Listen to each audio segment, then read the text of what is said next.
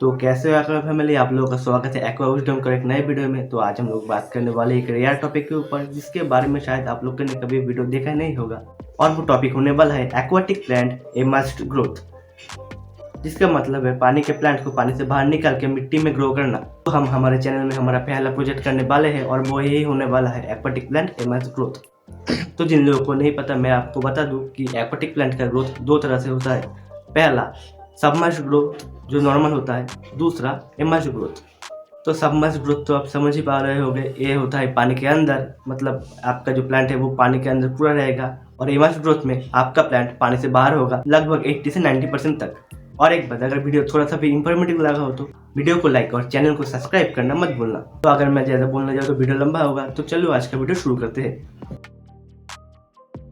तो सबसे पहले हमें चाहिए होगा एक ट्रांसपेरेंट कंटेनर, जो आपको इजीली 50 से 60 रुपए में प्लास्टिक की दुकान में मिल जाएगा। और इसका हाइट मिनिमम 6 इंच लेना, वो प्लांट्स के ग्रोथ के लिए आइडियल होगा। तो अभी आपके सामने है कुछ ड्रॉप सेकेंडरी प्लांट जो दिखते हैं कुछ जंगल भेल के जैसे। तो सबसे पहले हम लेंगे हमारा कंटेनर और इसके अंदर बेस को ऐड करेंगे। और इस बेस में मेजरली 3 चीजें होंगी: 50% गार्डन सॉइल, 25% वर्मी कंपोस्ट और 25% कोकोपीट। इस बेस में वर्मी कंपोस्ट प्लांट को न्यूट्रिशन देने का काम करेगा और कोकोपीट से बेस थोड़ा फ्लफी होगा। तो सब कुछ ऐड करने के बाद हम इसे अच्छी तरह से मिक्स कर लेंगे ताकि बेस का हर जगह का न्यूट्रिएंट वैल्यू सेम रहे। और इसके बाद हमें बेस में पानी ऐड करके इसे अच्छी तरह से आटे की तरह गूंदना होगा, जिससे कि ये कीचड़ बन जाए और हमारा एक्वाटिक प्लांट इसमें अच्छी तरह से ग्रो हो सके। और एक बात का ध्यान रखना, पानी ऐड करने के बाद इस बेस का डेप्थ कम हो जाएगा और इसके बाद हमें और थोड़ा सा बेस जो है वो ऐड करना होगा, जिससे हमारे बेस का जो हाइट है वो सेम रहे और हमारे प्लांट अच्छे से ग्रो हो। और इस बेस के लिए आपको जो गार्डन सॉइल, वर्मी कंपोस्ट और कोकोपीट चाहिए होगा वो आपको इजीली किसी भी नर्सरी में अवेलेबल हो जाएगा। और एक बात, जो वर्मी कंपोस्ट लोगे उसका क्वालिटी थोड़ा अच्छी लेने की कोशिश करना, क्योंकि उसकी वजह से हमारे जो प्लांट है उन्हें ग्रोथ बूस्ट मिलेगा। और बेस तैयार होने के बाद कंटेनर को थोड़ा पोंछ लेना, जिससे कि इसका लुक थोड़ा अच्छा हो जाए। तो अभी आपके सामने एक अनुबियास नाना प्लांट, जो one of the beautiful aquarium plant है मेरे हिसाब से। और ये वाला थोड़ा ज्यादा ही खास है,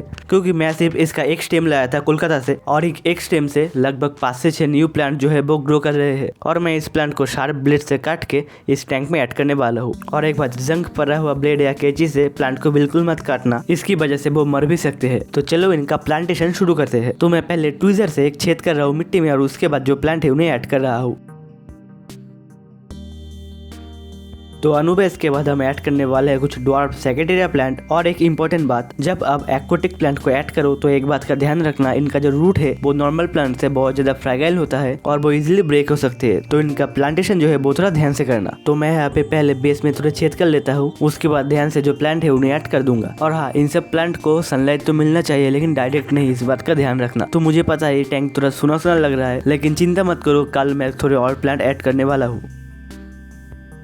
तो एक दिन हो चुके हैं और हम इस टैंक के लिए कुछ और प्लांट जो है वो लेके आ चुके हैं। तो और बेसिकली सब लोकल प्लांट है, जो मैं मेरे दोस्त HD एक्वा के घर से लेके आया हूँ, वो भी फ्री में। वैसे मुझे देख के हमारे प्लांट का जो हालत है वो ठीक ठाक ही लग रहा है। वैसे इन्हें सेटल होने में लगभग 1 हफ्ते का टाइम लग जाएगा। तो चलो टाइम वेस्ट ना करके न्यू प्लांट ऐड करना शुरू करते हैं। तो मैं HD एक्वा के पास से कुछ कॉइन प्लांट, एक हाइड्रोफिला का वेराइटी और कुछ बकोबा प्लांट ले आया हूँ। तो सबसे पहले हम ऐड करने वाले हैं इस हाइड्रोफिला का वेराइटी, और मुझे इसका एग्जैक्ट नेम नहीं पता। अगर आपको पता है तो कमेंट में जरूर बोलना। और इसे मैं बीच में ऐड करने वाला हूँ, क्योंकि ये प्लांट मेरे पास सिर्फ एक ही है और मुझे नहीं पता एमर्ज ग्रो होगा या नहीं। और उसके बाद हम ऐड करेंगे कुछ छोटे कॉइन प्लांट के कटिंग। और एक बात, एमर्ज ग्रो में जो छोटे प्लांट है उनका सक्सेस रेट ज्यादा होता है सर्वाइव करने का, क्योंकि वो न्यू एटमॉस्फेयर में जल्दी से अडेप्ट कर लेते हैं। तो चलो हम इन्हें प्लांट करना शुरू कर देते हैं। और हाँ, अगर आपको मुझे कोई फिश से रिलेटेड कोई क्वेश्चन पूछना है तो आप मुझे कमेंट में पूछ सकते हो, मैं आपको जवाब देने की कोशिश जरूर करूंगा। तो चलो मैं जो प्लांट है उन्हें ऐड कर देता हूँ, आप लोग बैकग्राउंड म्यूजिक का आनंद उठाइए।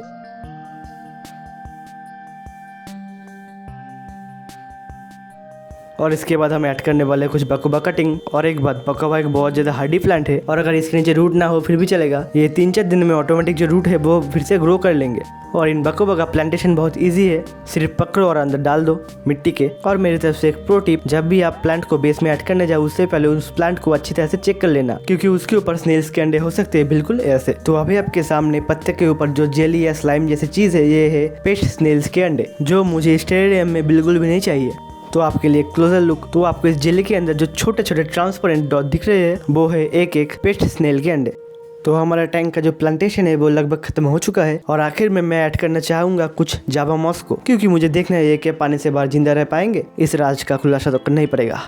तो मैं सिंपली इसके छोटे छोटे टुकड़े करके इस टैंक में डाल दूंगा। तो हमारा सेटअप फाइनली कंप्लीट हो चुका है और आखिर में हम इसके ऊपर थोड़ा सा पानी स्प्रे कर देंगे ताकि ये मॉइस्ट रहे।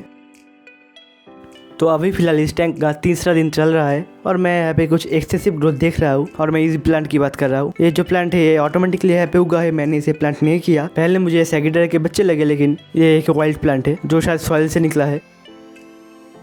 तो अभी आज फिलहाल चौथा दिन है और मुझे इस टैंक में कुछ ग्रोथ दिख रहा है। तो ये देखो कॉइन प्लांट के न्यू लीफ आना शुरू हो चुके हैं और इस बात से मैं बहुत ज़्यादा खुश हूँ। और सैगिटारिया के भी कुछ न्यू लीफ आ चुके हैं और मैंने उन वाइल्ड प्लांट्स को अभी भी रखा है क्योंकि मुझे देखना है कौन से प्लांट है। तो चलो देखते हैं एक हफ्ते बाद इसका हालत कैसा है। तो सैगिटारिया के जो ओल्ड लीफ है वो मेल्ट होना शुरू हो चुके हैं और ये कोई बुरा साइन नहीं है क्योंकि वो जो लीफ है वो सबमर्ज लीफ थे जो पानी के अंदर उगे थे और जो नए लीफ उगने वाले हैं वो पानी के बाहर जिंदा रह पाएंगे। अगर वीडियो अच्छा लगा हो तो लाइक और सब्सक्राइब करना मत भूलना।